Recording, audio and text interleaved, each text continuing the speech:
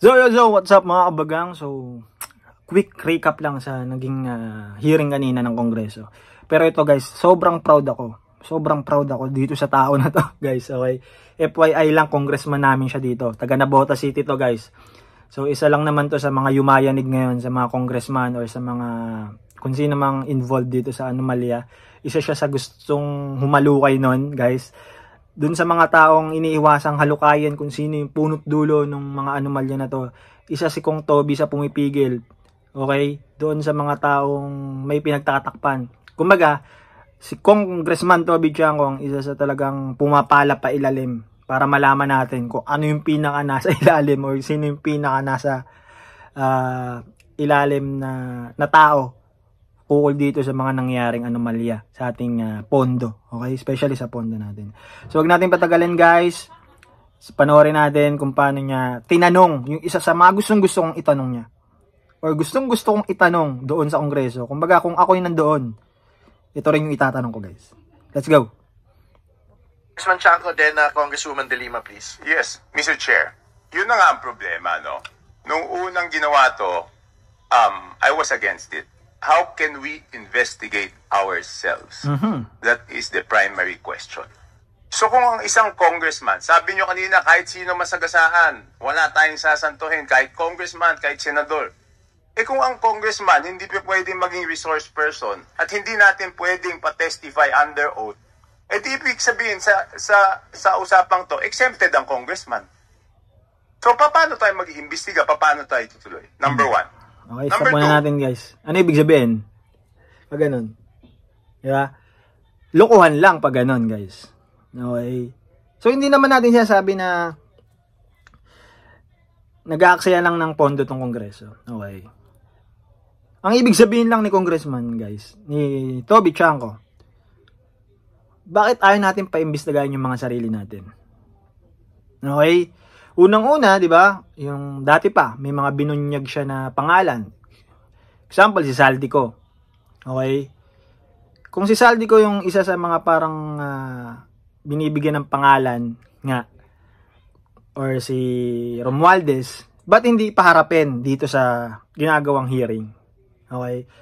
Kumbaga, parang, di ba, syempre, bago naman nangyari ang lahat ng yan, guys, syempre, may naunang step. Ano yung naunang step? Yung paglalaan ng pondo. Bago naman kasi syempre gawain yung mga flood control na yan or bago maumpisan yan, kailangan may pera eh.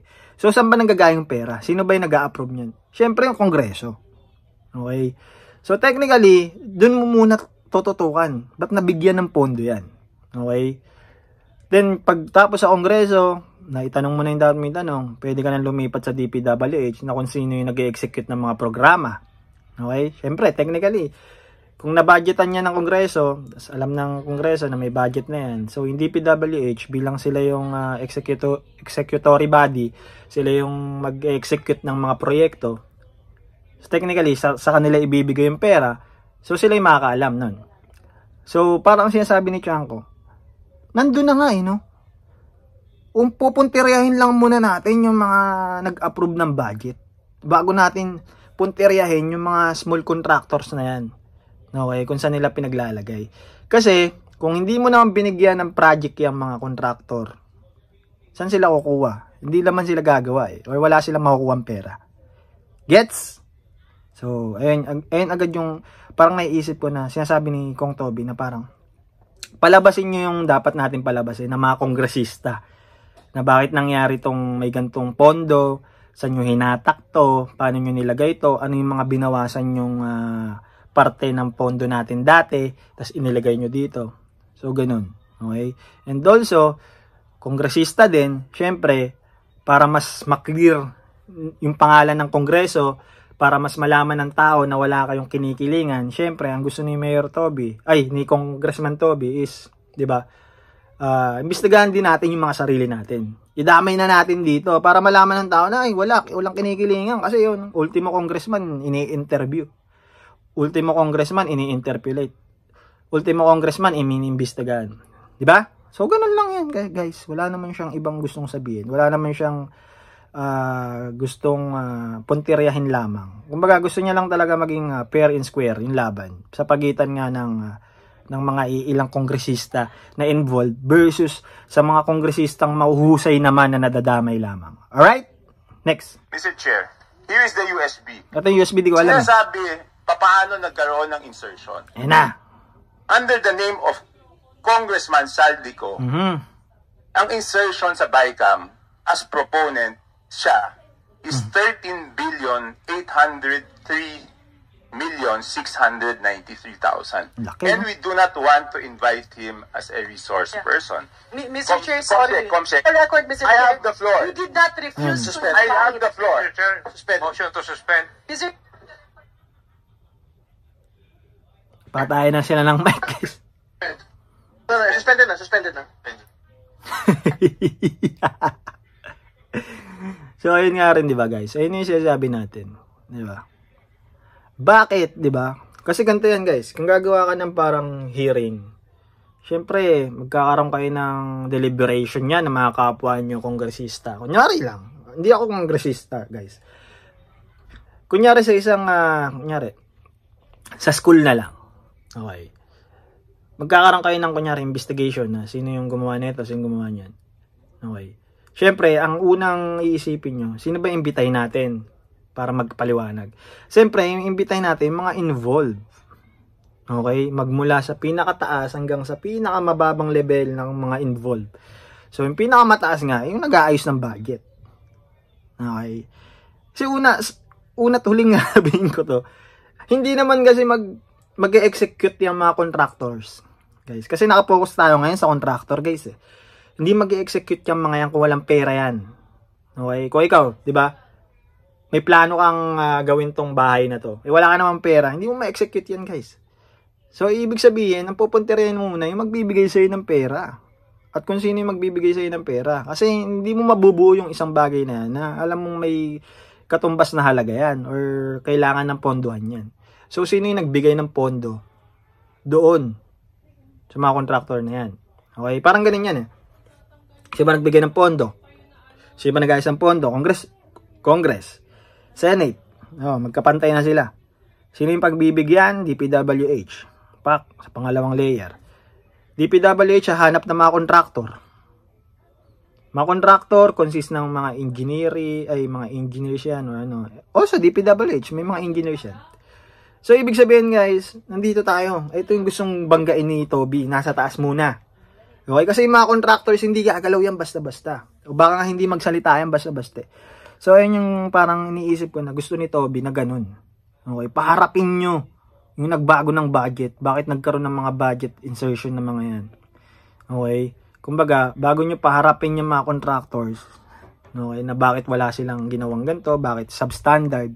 Kasi ang kunyari, kung ako yung contractor, sasabihin sa akin, bakit may ghost project kayo? Bakit kulang-kulang yung mga, hindi buo yung mga ginawa nyo? Okay? Kung ako yung contractor, sabihin ko, kasi po, kinukuhanan din yan eh. Kasi po, kulang yung binibigay sa amin. Pagdating sa amin ng budget, ganito na lang eh. So, technically, gagawin namin is, substandard na lang namin mga pyesa o yung mga equipment na gagawin. O yung mga materyales, di ba? Kumbaga, gustuin man namin na gandahan yung gawa, kaso kami naman lugi. Kami na mapapagod, kami pa yung less nakita. Okay? Tapos kami pa mapupuruan kapag may mga Senate hearing. So, ganun, di ba? Parang, alam mo yun, kung may mga garapal din kasi yung contractor. Okay? Kahit sabihin natin sila yung nasasagasaan dito. Pero kasi nakikipag-cooperate sila sa mga ganun eh. Ibig sabihin, gusto rin nila.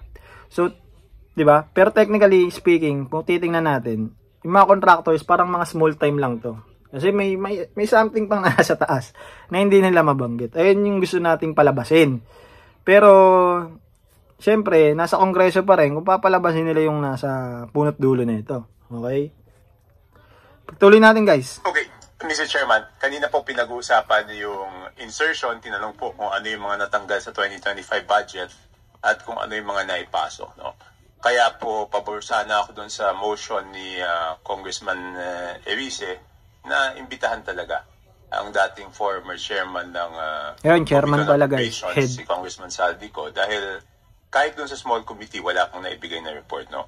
And for the record, under Congressman Saldico as proponent, ang insertion sa BICAM is 13,803,693,000. No? Under Ako Bicol, it's 2,295,000,000. And under BHW party list, it's 2,064,000,000 pesos. So ang point ko lang po dito, Mr. Chairman, is mas malaki pa po ito sa mga, even yung 2 billion, mas malaki po ito sa NEP ng ibang mga lugar. So bakit kailangan dumaan sa party list ang mga proyekto para sa distrito? Bakit hindi po binababa sa distrito directly? At ang makakasagot lang po niyan is si Congressman Saldico. Grabe yung ano, no, guys, no. Ngayon ko lang din napapag-alam. Okay. Sa kalaman ng lahat, guys, yung Ako Bicol is headed yan by Saldico. Siya yung representative. Party list yan, guys, ha. Hindi yan district. Hindi yan distrito. Yung Ako Bicol, ano siya, party list. So, kung nabibigyan ng pondo na 2 billion, guys, okay, pay 2 billion daw. Tapos, tama siya, guys, eh. Bakit hindi mismo yung district office or yung distrito yung humahawak ng budget? Bakit party list, guys? Okay? Kasi ang party list, guys, parang binuo siya para i-representa yung mga maliliit na organisasyon or maliliit na mga uri ng mamamayan. Kunyari, 'di ba? Yung ibang kunyari yung mga motorcycle riders, 'di ba, si Busita, si Congressman Busita yung kanyang yung one rider party list. Kumbaga, humihingi siya ng kunyari, naghihingi siya ng pondo or parang magpapasa siya ng batas patungkol sa mga riders. Okay?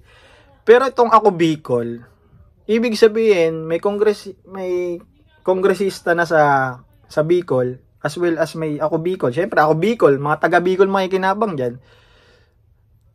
So technically doble yung nakukuha nila kasi kung may kongresista sila doon na pwedeng humingi or mag-propose ng budget para sa kanila. Meron pang Ako Bicol sa pamumuno ni Congressman Saldico para magbigay din ng budget. So technically umuulan ng pera dun sa Bicol, di ba? Kung iisipin mo. Hindi ko alam, guys, kung may kongreso sa or kung may representative din ang probinsya. Okay? Pero kung ganun, guys, kung may 2 billion pesos ang Bicol, hindi kasi natin alam, guys, kung anong ini-specify ng Ako Bicol, kung anong nire-representative niya.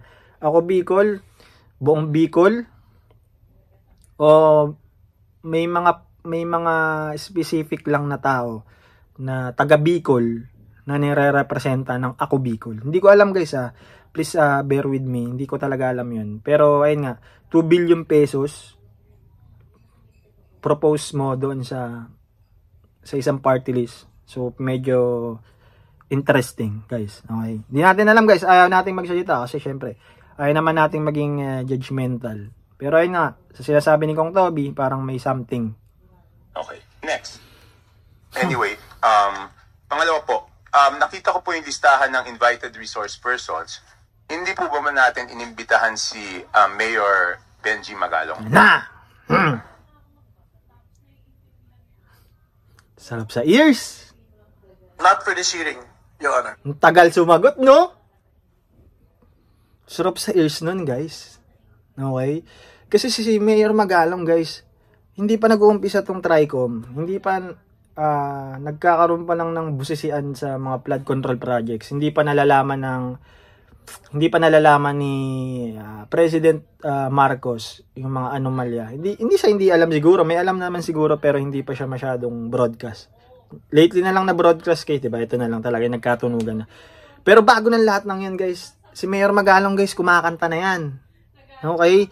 Nagkakaroon na siya ng parang ito nga may ganito, ito binabudgetan ng ganito kahit yung presyo nito gantong kaliit lang.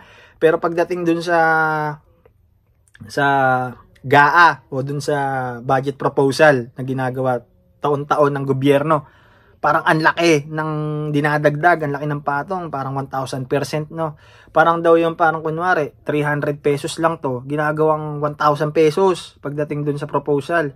So tingnan nila ilang magkano patong na yon. Okay? Okay lang sana kung 300 pesos tong talagang 300 pesos SRP niyan.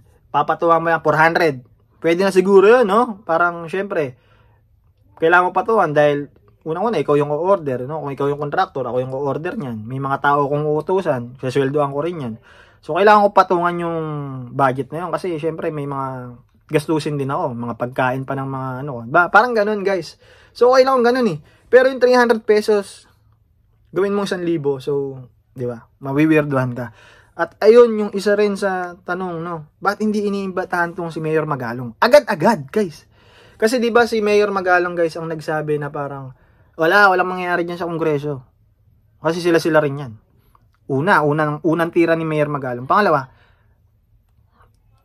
ilan sa mga kongresista nyo, ang mga kontraktor at may mga kinalaman din dyan. Technically, 2 biran niya na sa Kongreso, guys. Pangatlo, nagsasalita siya na most corrupt budget din ang nangyari noong 2025. Which is, ang gumagawa ng budget proposal at 'di ba, ang nagsasabatas, 'di ba, bago mapunta sa opisina ng presidente is Kongreso. So technically, tinitira kayo ni Mayor Magalong pero hindi nyo agad sila inimbita. Okay? Kasi si Mayor Magalong pwede siya magsalita eh. Sabi niya nga eh, imbitahan nyo lang naman ako eh. Ayun sabi niya, 'di ba guys? Ayun yung sabi niya sa mga interview na kapag inimbitahan ako ng Kongreso, walang problema, pupunta naman ako eh. Okay, pero hindi siya titigil para bulabugin yung Kongreso. So, ayun yung tanong din ni Mayor Toby Chanco, bakit wala dito si Congressman Toby Chanco, bakit wala dito yung si Mayor Magalong? Okay? Siya yung nagsasalita laban sa Kongreso. Ba't hindi nyo siya inimbitahan? Okay? Kumbaga may pagkakataon na tayong imbitahan siya. Bakit hindi agad siya inimbitahan natin? Kumbaga parang wala nang kuskus balungos, guys. Di ba? Kumbaga sa whistleblower, imbitahan mo na agad yung whistleblower para matapos na, no? Kaysa mag-accept pa ng pondo sa kung sino-sino pang tanungin. Okay, di tanungin na natin. 'Di ba? Tatanungin niyo lang naman si Magalong, sino-sino ba yung mga kongresistang nasa listahan mo? Nasaan yung mga ebidensya laban sa mga 'yan? No, tapos sa boxing, guys. Ewan ba sa Pilipinas? Pero iimbitahan po ba siya sa susunod na pagdinig? Ulitin natin, guys. Ang tagal sumagot ng ano. Tagal yung guys. Tingnan nyo. Not for the designated resource persons. Tingnan nyo. Bibilangan natin. Hindi natin inimbitahan si Mayor Benji Magalong. 1, 2, 3, 4, 5. Not for this hearing. 5 seconds. 5 seconds, guys, bago sumagot. Pero dati napapanood ko yung Congress, guys, no, yung Quadcom last time, 19 Congress. Putik, pag di ka agad sumagot, guys, putik, yari ka talaga eh, no? Parang may sama. nakakatakot talagang parang susunga-sunga ka sa Kongreso eh, no? Parang pag di ka sigurado, yayariin ka talaga nila eh. Pero sila, guys, medyo napaisip sila. 5 seconds, guys, no? Pero iimbitahan po ba siya sa susunod na pagdinig? At the future hearing. Imbitahan naman daw, guys, sa future hearing. The next hearing? Ulit. Not for this hearing. Not for this hearing. Pero iimbitahan po ba siya sa susunod na pagdinig? At the future hearing. Future hearing. Hindi, sa next hearing? Tagal ulit. We have to discuss it first. Because nandito po kanina si Congressman Abante, siya po yung nagsabi na wag naman akusahan yung House at pangalanan kung sino yung tinutukoy. At pumayag naman po si Mayor Magalong na tukuyin pag siya ay inimbitahan ng House kung sino yung tinutukoy niya na pinakamalaki ang nakukuha na 20%. Post ko lang, guys, Di ba? Sim. Kumbaga kung ano yung gusto kong itanong, guys, ganun yung tanong na tanong ni Toby, napalupit. Diba? Para kami nagkaisa ng isip. Ba't nga naman ayaw nyo imbitahan yung most involved or parang may alam sa nangyayari? Okay, di pag hindi, kunyari, nagsisinungaling si Mayor Magalong, if ever, kunyari, hindi totoo, di pa contempt nyo, kasuhan nyo. Di ba? Falsification ng mga ganun, libelous ganun, or kung ano pa man, no? Ayun lang alam kong mga kaso eh. No, yung nagpa-falsify ka ng mga ng mga impormasyon and also libelous, sinasabihan mong ganito sila, magdanakaw sila, di ba? Di gawin nyo, contempt nyo. Di ba? Ano ba yung hirap dun, di ba? Kung dati nga nagagawa nyo sa mga taong alam nyo sa sarili nyo, nagsisinungaling, napapakontempt. Di ba? Lalo na yung kasagsagan ng EGK, ano pa ba, yung mga drug war, di ba? May mga taong nagsisinungaling ka mo, Nako-contempt nyo agad, naiimbitahan nyo agad. But, si Mayor Magalong na mismo yung parang bumibelta no? Yung parang, kumbaga sa naghahamunan ng suntukan Ba't ayaw nyo palagan? Di ba? Ayun yung iniisip ko guys. Bakit? Ba't ayaw nila palagan? Yung hamon. Yun lang guys. Which is tama si Toby guys Okay? Na, kung inahamon niya ang Kongreso, then palagan natin, di ba? Kung ako yung pamunuan ng Congress. O sige, bitahan natin, susunod, walang problema. Para matapos na to. Matapos na yung issue niya. Kung may issue siya sa atin, tapusin na. Kasi ang daming pumapalag sa kanya guys Kay Mayor Magalong. Ayun nga, sinabi niya si Abante. Okay, congressman ng 6th District ng Maynila. Si Benny Abante. Tapos si Goma. Si Richard Gomez, 'di ba? Parang daldal ka ng parang ganun yung pagkakasabi ni, hindi non-verbatim to guys Parang niya sabi ni Richard Gomez na parang ngal-ngal ka, iyak ka ng iyak sa media pero ayaw mo naman pangalanan Kumbaga kung wala kang sasabihin kung sino yung mga yon, manahimik ka na lang. Parang ganun yung gusto mong sabihin ni Gomez sa mga parang reaction niya. Kumbaga parang nanggagalaito yung Kongreso pero ba't ayaw nyo agad tapusin? 'Di ba? Ayaw nyo agad wag nyo, parang ayaw nyo agad imbitahin yung taong involved na yun. Okay? Kasi nung nakaraang Kongreso guys, di ba, naalala ko si Vice President Sara guys.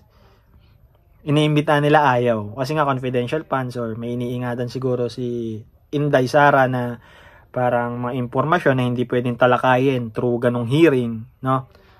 So, sinasabihan nila na may tinatago or whatever. Di ba?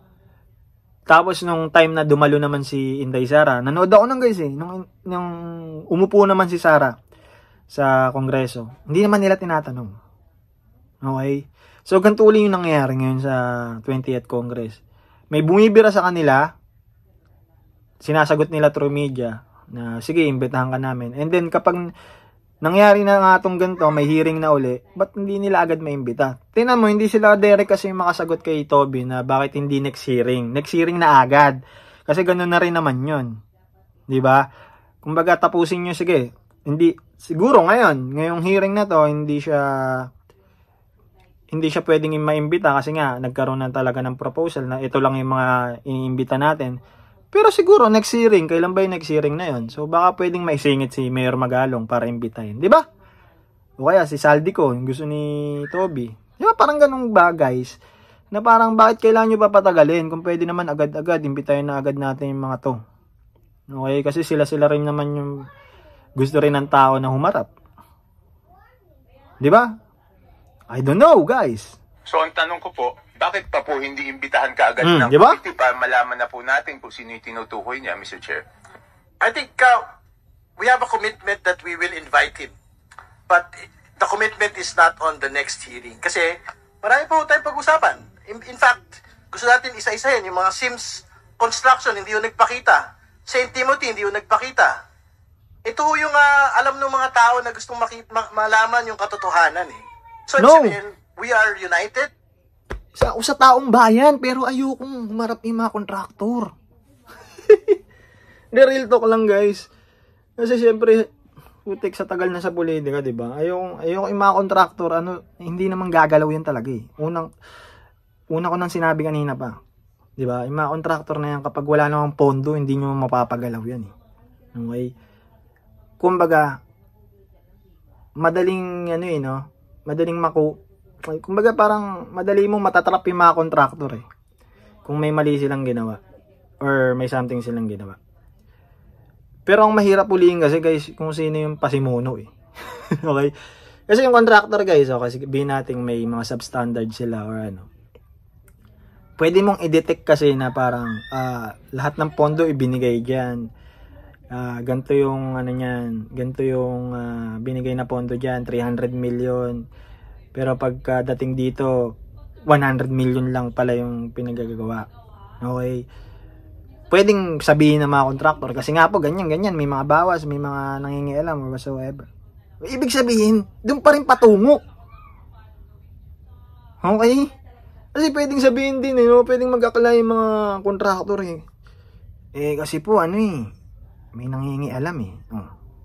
Sino ba yung nangingialam? Mga kongresista eh. No. Di ba? At masasagot yan ni Magalong. Di ba? Kasi si Magalong may listahan na daw siya eh. Di ba? Kasi hindi mo agad makakatas yung contractor na yan, guys. Hindi basta-basta magsasalita yan. Hindi basta mga kongresista, hindi rin naman basta-basta magsasalita yan. Pero yung makita mo agad na sila yon, okay? Kaya pala Di ba? Mapapaisip ka, bilang taong bayan, guys. Oo, gusto ko rin namang malaman kung ano yung side ng contractor. Nung kahapon nga, si Diskaya sa Senate hearing. Si Diskaya, sino pa ba? Yung sa Wawaw Builders, yung ayaw magsalita. So, technically, natutuwa naman ako na parang, ayun, dumalo sila, nagsalita sila. Pero yung gusto kong ikanta nila, ba't nyo sinasubstandard?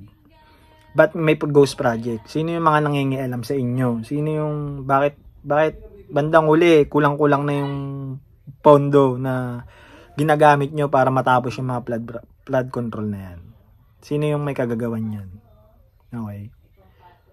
Kasi talagang lugi talaga yung mga contractor, guys. No, lugi sila in terms ng gantong kasuhan na. Kasi syempre, sila yung dudildilin eh. Pero yung may pasimuno, sino ba yung pasimuno? Tsaka, guys, tatagal-tagal na ng ang dami nagsasabi. Talagang may nagaganap na something sa mga, yan nga. May nangingialam ng mga mambabatas. Pero hindi nga natin alam kung sino. Kaya nga gusto nating malaman sino yung mga yun. Okay. Hindi lang yung mga contractor. Sabay-sabay na natin, guys. Okay. Baga next hearing, palabasin nyo na kung sino yung mga yun. Betahan nyo na agad si Magalong. Betahan nyo na si Saldi. Diba? Kung si Saldi okay naman, di walang problema. Kung si Mayor Magalong magsalita or mapakita niya yung mga kung sino man, di goods, di ba? Mas mabilis ang proseso. Hindi na tayo kailangan mag-effort pa, no? Hindi na kailangan nating usigin pa, no? Yung mga kontratista, no? Di kasuhan na lang yung mga talagang nag-ghost project, kasuhan na lang yung mga pero yung mga kongresista, syempre, di ba? Pag ayan kasi, di ba? Pag ayan talaga napatunayan na may something sa kanila, syempre, hindi na sila hindi na sila iboboto or plunder cases or sabihin na natin na may impeach ba ang kongresista. Parang ganun, di ba? Parang basta magkakaroon na agad ng public judgment na hindi ko na iboboto yan, involved pala yan eh. Di ba ganun? So, ganun lang, guys. Ayoko nang paabain ko. Kasi pampaigot-igot na lang. His commitment against corruption, for him to name the 67 lawmakers, no 67 pa lang sinabi but ni he will be required in this committee to do it under oath. State 67 lawmakers who are contractors first. Second, lawmakers who are allegedly receiving 30 to 40% kickback. That will come in due time. That is the commitment of this committee. Hindi, kasi sa sinasabi niya, ang pinakamalaking nakukuha ay yung Committee on Appropriation. So, hindi pa ba mas mabuting i-address na po natin? Kasi, nandiyan po, si Congressman Abante, nadinig ko po yung interview nyo, sabi nyo po, dapat pangalanan po ni Mayor Magalong. So, ayaw nyo bang mag-present ng motion na imbitahan na siya kaagad para pangalanan na rin po niya? At sinabi naman po niya na willing naman po siyang imbitahan. Di ba? Congressman Abante, you're being asked. Should I make the motion now? Yeah! Yes! Ba't ganun? Parang nakukulangan ako ngayon sa bagsik ngayon ni Abante. Hindi katulad last time dun sa 19 Congress. Diba? Kasi kung si Congressman Abante naman talaga is talagang gusto niya talagang mapanagot na to. Gusto niya na. Kasi diba, isa rin nga siya sa question kay Magalong na bakit ayaw mong pangalanan? Pangalanan mo na. Ano? Ba't ngayon parang tinanong niya, guys? Should I, parang sabi niya, should I request for a motion? Kasi may na-motion mo yan para maimbitahan mo nga para masama na next hearing yung mga gusto mong, kumbaga magsasalita ka ng motion or magsasuggest ka ng na imbitahan na natin tong tao na to para sa next hearing. Tapos kapag may nag-second motion, so i-approve na yan ng chairman of the committee. Okay? So, ganun lang kabilis. Pero ewan ko, ba't kay Abante, ba't ang hirap nun? Ang hirap gawin ngayon nun. Di ba? Parang questionable na parang ngayon na ba? Ngayon na ba? Parang parang tinatanong, ngayon na ba natin gagawin? Bakit mo pa tinatanong? Pwede namang yes agad eh. Di ba? Better, Mr. Chair, to show na talagang seryoso tayong imbitahan siya. I just have one, Mr. Chair. before speaking, I have one question lang po to Congressman Chaco. Is this part of your interpellation or what is this? Okay. All right. It's part of my 5 minutes, Mr. Okay, Chair. all right. And after this, I will have no further questions because this will be my basis of seeing if talagang may pupuntahan tong committee na to o wala. Kung ayaw natin imbitahan si Mayor Magalong sa agarang panahon, medyo magkakaproblema tayo sa credibility niyan. Di ba, guys? Ayaw na ituloy to, guys. Ayaw na ituloy. Okay na ako dun. Okay, stop ko na to, guys. So, yun lang, guys. Talaga, totally. Okay. Yung contractors, goods na ako dun sa Senate hearing eh. Kumbaga, nakakalkal na nila eh. Okay. Medyo nagisa-gisa na rin ng, di ba, nagkaroon na nga sa Senate hearing, si Diskaya, di ba? Naparade na yung kanilang mga luxury cars. And then si Wawa Builders, medyo, di ba, parang kinakabahan na, panayo ko, ayaw magsalita. Di ba? So technically, yung mga contractors na raise din ng Senate is okay na ako dun eh. Kumbaga, medyo nakitaan ko na nagisa na rin naman sila. And also, nakitaan ko na rin na parang may something na nga dun sa mga contractors. So, sana magkaroon ng interconnection ng Senado at Kongreso pag mga ganyang bagay, no? Kasi, syempre, di ba, yung Kongreso, napanood na namin yan eh. Kumbaga, sa Congress, guys, kung same resource person, same na tao yung mga ini-invite nila sa kanilang hearing, ganun din naman isasagot ng mga yan. So, kung ano yung tanong nyo, kung ano yung mga tanong nila, maaaring ganun pa rin yung sagot. So, feeling ko wala rin namang masyadong pagbabago. Pero, magkahiwalay naman silang body. So, technically, hindi natin sila pwedeng question lang ba? Kasi sa Senate hearing, goods na ako pagdating sa mga contractors eh. Halos lahat pumunta eh. Pero lang dun sa mga iwawarrant na kasi nga sinapina na pero hindi pa rin pumunta. So, ayan, antay na lang natin yun. Pero yung sa Congress sana no, kung ang Senate hearing ay nagkaroon ng pag-hearing against dun sa mga contractors, why not itong Congress is mag-level up sila? Okay, since nag-involve yung mga kongresista nila, edi imbitahan nila yung mga kongresistang involved. And then, yung mga special resource person katulad ni Magalong, kasi si Magalong ay nagsasabi na may mga kongresista daw na involved, then he should invited first before those others na maliit lang naman yung pwedeng maiambag dyan sa hearing, no? Kasi siyempre si Magalong, guys, no, binilangan niya na 67 pala, guys, yung sinasabi niyang involved. So technically talagang may something siyang gustong ilabas. So dapat ayun talaga yung pukusan, no? Kayo ba, guys, no? Kayo ba? Ano ba yung sa tingin niyo? Gusto ko talaga imbitahan talaga si Magalong, si Mayor Magalong. Wala nang iba. Si Saldico, pwede rin naman dahil nga siya yung magpapaliwanag kung ano yung mga insertion. Pero for me, between Saldico and Magalong, kung hindi nila kayang pagsabayin, siguro si Mayor Magalong. Muna. And then for reputation ng Congress, Saldico. Why? Kasi Saldico part ng Congress eh. So pag inimbitahan mo ang isa sa mga part ng circle mo na gusto mong interpellate, investigate, and also tanungin, questionin. So, syempre, lalabas yung sa loobin ng tao na wala kayong kinikilingan. Kasi, di ba, sa loob ng circle nyo, inimbitahin nyo yung mismong kaanib nyo eh, di ba? So, yun lang naman mga bagang, hanggang sa muli. Maraming salamat. And maraming salamat sa aming Congressman Toby Chanco sa walang sawang, pag-ungkat na mga ganyan, no? Okay? Kumbaga gusto lang naman natin, guys, mapanagot kung sino yung mga dapat mapanagot, kasi alam naman natin, kitang-kita at isa kami sa nabota sa naging apektado. Ilang linggo kaming laman ng balita dahil nga sa sirang mga navigational gate, dahil sa mga palpak na flood control na ginawa ng mga kontratista, and also sa mga budget na sobrang laki, tapos substandard, yung pagkakagawa, mga materyales, and then nakikita natin na yung mga anak ng mga kontraktor, kongresista, is grabe yung buhay, di ba? So, technically guys, mapapatanong ka na lang na, bakit? Bakit ganyan? Ba't ganyan sila? Pero, syempre, the end of the day, gusto nating may mapanagot, guys. Huwag nating isiping sarswela lang to ng politika. Huwag nating isiping walang mapapanagot. Okay? Magtiwala pa rin tayo na at the end of the day, itong mga pinaggagawa ng mga to is may kakahantungan. Okay? Sana, guys, sana. I hope someday na, or, di ba, bago matapos yung taon na to, may mapanagot sila. Agad-agad. No? At papanalangin din naman natin yan na, di ba, kung hindi makita ng tao, maaari tuloy. Makikita to ng Diyos. Walang imposible. Okay? Kung hindi nakikita agad to ng tao, yung mga kalokohan ng tao mismo, Diyos na mismo ang makita nito. Alright? So, hanggang sa muli mga bagang, maraming salamat uli. No?